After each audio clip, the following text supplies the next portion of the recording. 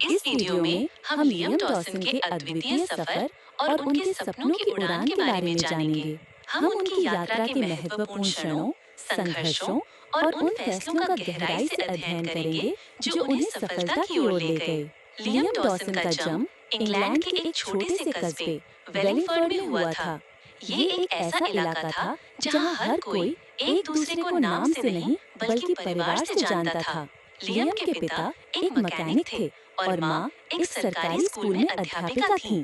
घर की आर्थिक स्थिति बहुत अच्छी नहीं थी, लेकिन लियम के सपने बहुत ऊंचे थे। बचपन से ही लियम कुछ अलग था। जब उसकी उम्र के बच्चे मैदान में खेल कूद में व्यस्त रहते थे, लियम एक कोने में बैठकर आसमान को निहारता रहता था और अपने ख्यालों की दुनिया में खोया रहता था। वो कहानियाँ लिखता था, छोटे छोटे नाटक बनाता था और अक्सर अपने खिलौनों को पात्र बनाकर संवाद बोलता था। एक दिन उसने अपनी माँ से पूछा, माँ, क्या मैं एक दिन दुनिया को बदल सकता हूँ? माँ ने मुस्कुराते हुए कहा, बिल्कुल बेटा, अगर तुम सच्चे मन से चाहो तो कुछ भी मुमकिन है। यही शब्द लियम के जीवन का मूल मंत्र बन गए। लियम का मन पढ़ाई में बहुत लगता था, लेकिन उससे भी ज्यादा उसे लिखने और बोलने में आनंद आता था। स्कूल में जब भी निबंध लेखन या भाषण प्रतियोगिता होती, लियम सबसे आगे रहता।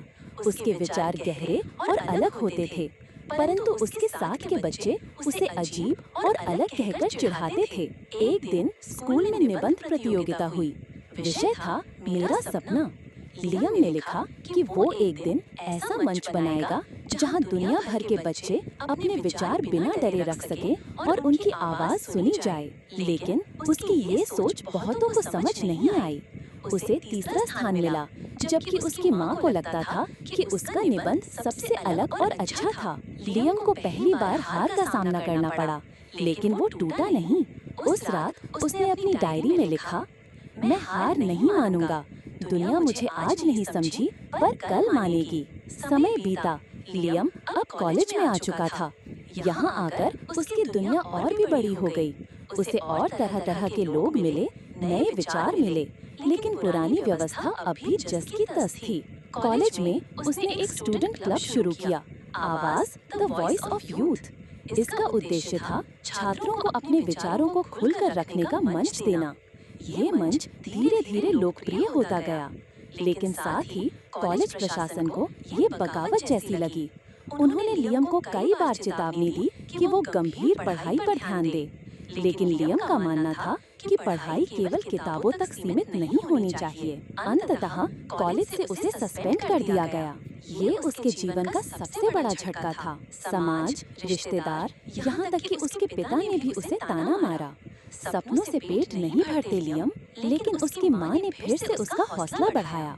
जब तुम चल नहीं सकते तो रेंग कर चलो, लेकिन रुकना मत। माँ के इन शब्दों ने लियम के अंदर फिर से जान भर दी।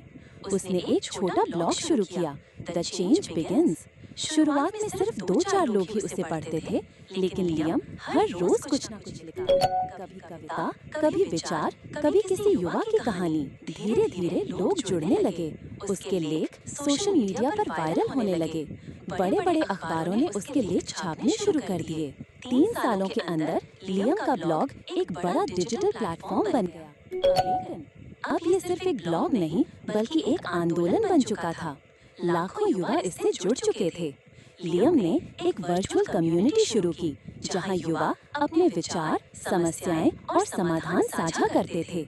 उसने कहा, अगर सरकार हमें नहीं सुनती तो हम एक दूसरे को सुनेंगे। हम खुद ही समाधान ढूंढेंगे। लियम अब एक पब्लिक स्पीकर बन चुका था।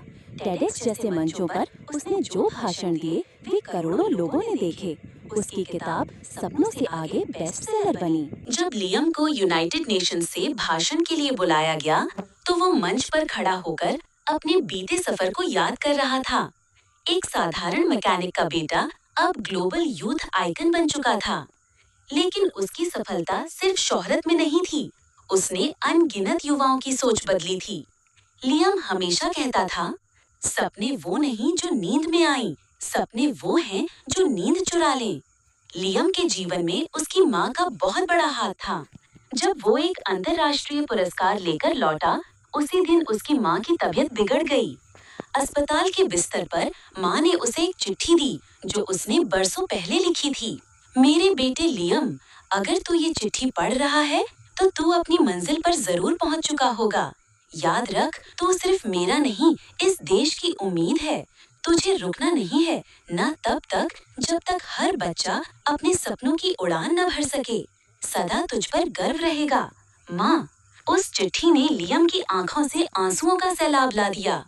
आज लियम डॉसन न केवल एक लेखक, वक्ता और नेता है, बल्कि वो एक आंदोलन है। उसने एक ऐसी दुनिया का सपना देखा था जहाँ हर आवाज की अहमियत हो, और उसने उसे साकार किया। उसका जीवन हमें सिखाता है कि मुश्किलें आएंगी, लोग ताने मारेंगे, सिस्टम रोकेगा, लेकिन अगर आप एक सच्चे दिल से आगे बढ़ें तो रास्ता खुद ब खुद बन जाता है।